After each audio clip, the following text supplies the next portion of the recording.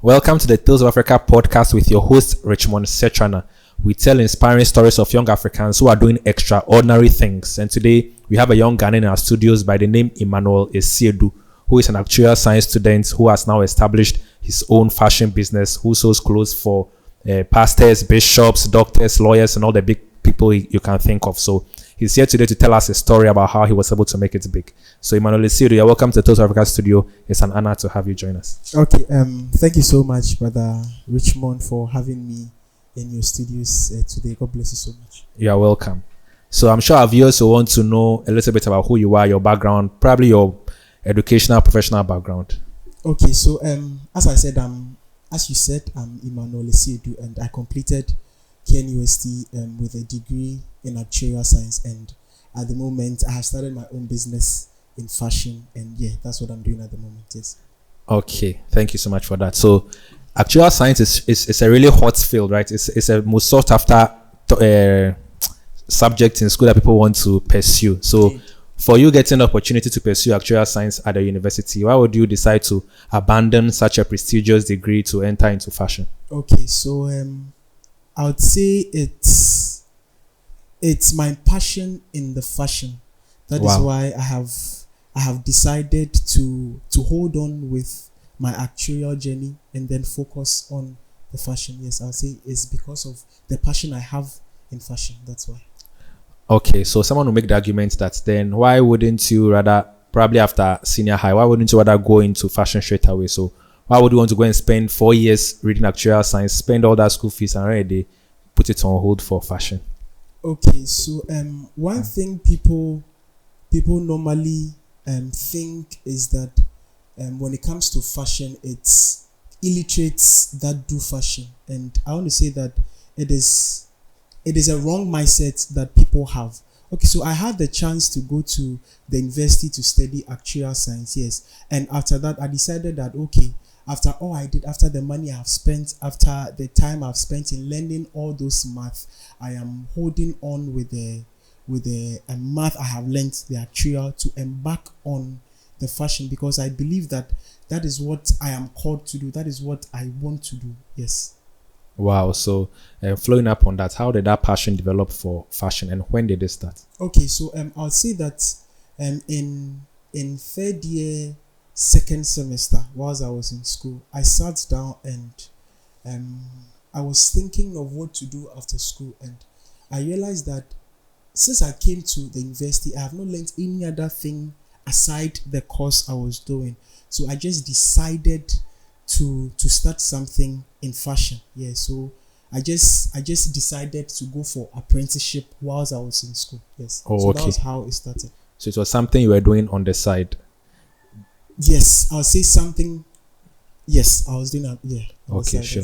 So how did your parents take it? Because for someone like me, I did sociology, mass communications in school, and entering the content creation business has not been easy. Our parents, you know how they are. They want us to be lawyers, doctors, and all that. And sometimes they find it difficult to understand that our passion lies elsewhere. So how did your parents receive the news when you graduated from school and said, you know what, I want to go full time into the fashion business? Okay, so I'd say that when I decided to go for apprenticeship while I was in school, my parents were they were not in support, because they have spent a lot for me to go to school, and I'm saying that I want to go for apprenticeship whilst I was in school. So at first they were not in support, but talking to them, telling them what I wanted to do, they just had to understand and then support it. Okay, so what's their disposition today like? Are they still grudgingly accepting it, or have they wholeheartedly embraced it? Okay, so at the moment they are really in support.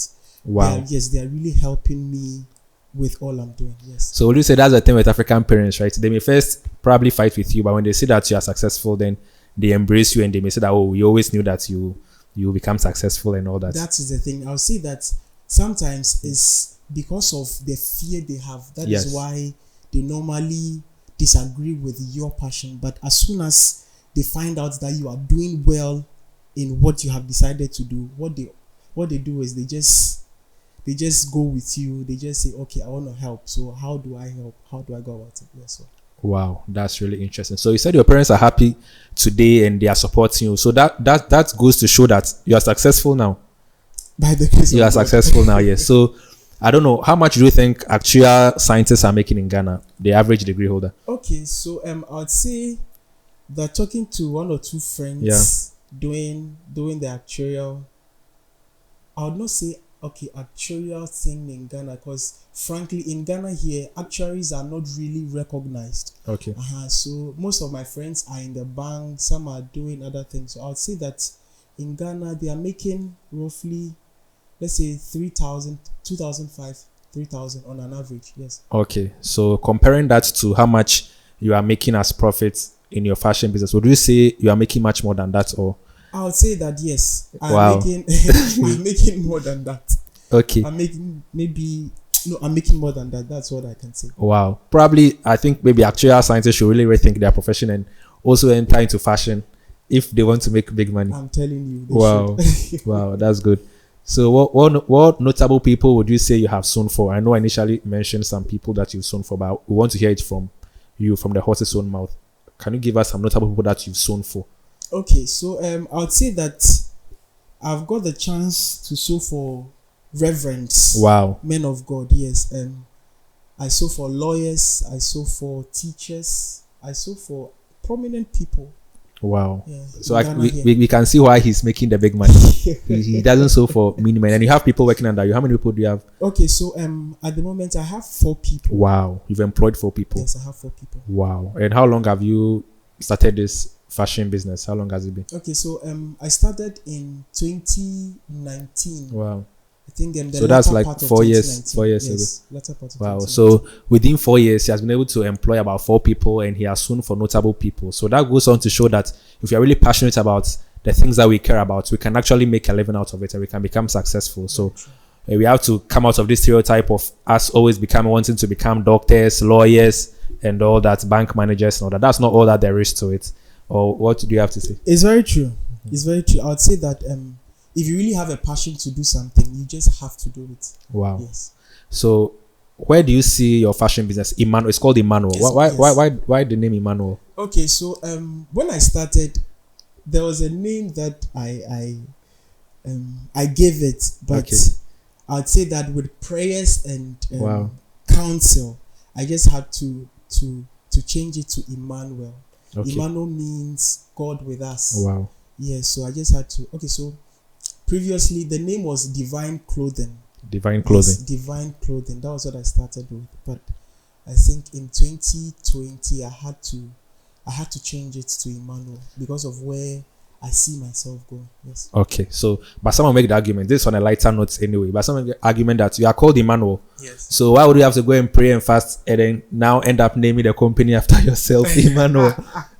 So, yeah. Okay. So initially I didn't want to use Emmanuel because Emmanuel is a name that most guys have. Yeah. So I feel like using Emmanuel is like, oh, Emmanuel, what is Emmanuel? But with prayer and then counsel, I just had to go with Emmanuel, and it's because of the meaning of Emmanuel. That is why. God with us. Yes, God with us. Interesting. So let's go a little back to the education your education. So you did actuarial science and all that, and I think it borders on maths and all that. So would you say the education you received from maybe high school, tertiary, has it played any significant role when it comes to your business? Maybe business operations, maybe scaling the business up, that kind of thing. Would you say that, or it doesn't matter? Someone who just completes senior high school, even junior high school, can also decide to become successful? Or what do you have to say concerning that? Okay, so I'll say that the course I offered in the university has really helped. Okay. Because it's math, it's everything math. So, and when it comes to the sewing too, I'm telling you, it involves mathematics. Wow. So I think it has really helped, and then it has opened my mind to certain things in the fashion world. All right, like let's say doing the balance sheets, doing your calculations. Yeah, I think the course I did in school has really helped, has opened my mind, has given me a lot of understanding in the business world. Yes. Okay, interesting. So would you advise that no matter what people want to do, they still have to get an education? Oh yes, I would say that yes. I would say it's very necessary that one has to be educated, because if you really want to be successful, if you really want to move a step ahead, you'd have to gain understanding in whatever you are doing. You have to have a knowledge in whatever you are doing. That's the only way you can take the next step in what you are doing. Yes. Well, thank you very much for that. So, what unique challenges have you faced along the way in the past 4 years? Challenges. Yeah. I'd say challenges. Or it has been smooth sailing through calm seas for you all throughout? Not really, but I'd say that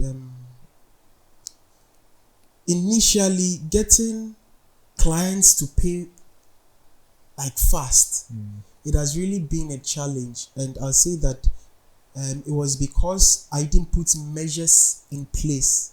Okay. Measures in place to make clients pay was really a challenge for me. And then also managing things, because when I started, frankly, I had a lot of orders to work on, and it was only me at that time, so it was really work. And so I had to sit and then plan well and then get people on board to get the things done. So I'll say that those are some of the challenges that I faced getting things done because of measures I couldn't put in place. That was why. Yes. Okay. So I'm sure our viewers have picked a thing or two from the challenges that you face, and those with businesses can also learn how to overcome some of these challenges. So where do you see Emmanuel as a fashion business? Where do you see it in the next 5 to 10 years? In the next 5 to 10 years, I'm seeing Emmanuel all over the country. Wow. And then outside the country, because at the moment I sew for people outside the country too. Wow. In Europe, like most of my clients are in Europe. So wow. In the next 5 years, I see myself there. I see myself having a business there. Wow. In Europe. So yes. I think you're really scaling up really fast. And yes, how do you get these clients? Is it referrals, social media presence? How are you getting the clients? Okay, so at the moment it's referrals. And I'll say referrals because I try my best possible to get my clients satisfied. Wow. Yes, that is one thing I do. I get my clients satisfied, and then frankly, what I can say is that any client I have worked for has referred me to someone. Interesting. That's a really great testimony. Yes. So please come and sew with Emmanuel. You don't want to go and sew anywhere else. Come and sew with Emmanuel.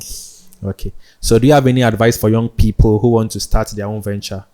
Okay. So my advice is, people say that just start it, just do it. Yeah. That's what people say. Fake it till you make it. That is it. That's what people say.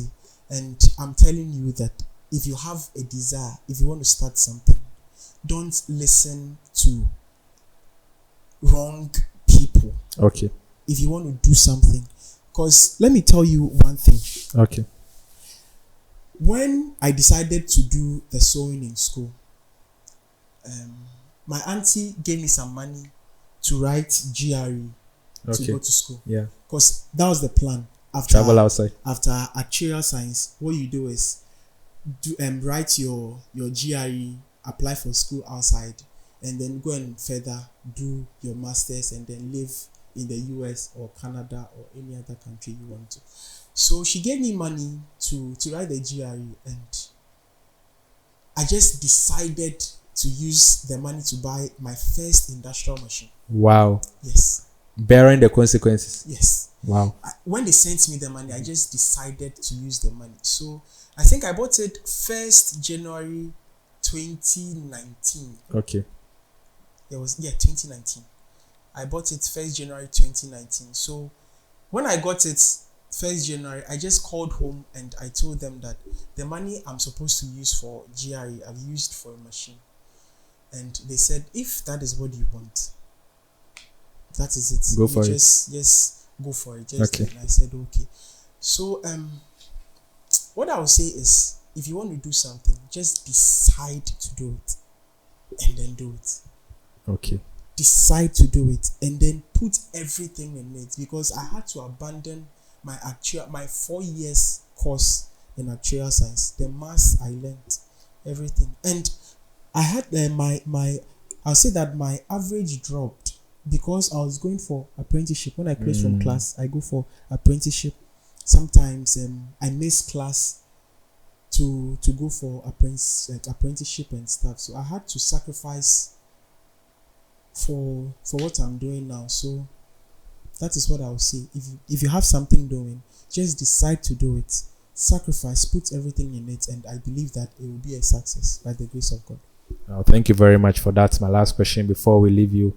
So do you have plans of furthering your education, or now there's a full stop to it? Okay, so I have plans to further my education, but not in actuarial science.